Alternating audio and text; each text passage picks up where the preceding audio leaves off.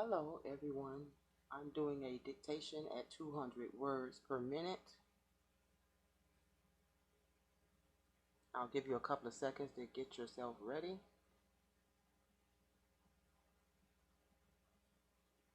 Okay, ready? Let's begin. Ladies and gentlemen of the jury, at this time, prior to any summation, may I say first that I want to thank Judge Miller for his kindness and his courtesy. I have known Judge Miller and practiced before him for 15 years or more. He is one of our finest jurists, and I have always respected him and have always known him to be fair and impartial.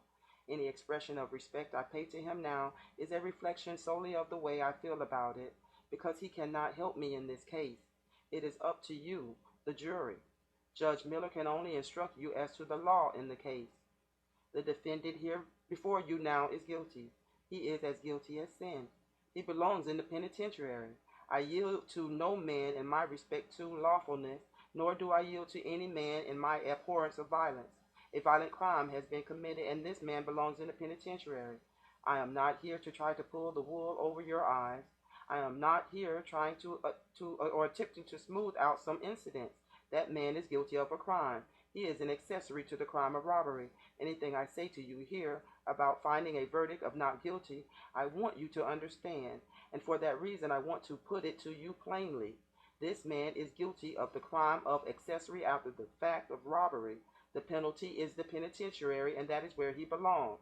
So when I tell you now to return a verdict of not guilty, it is a verdict of not guilty with the indictment as a principle. You know Jackson did not testify to vindicate the law.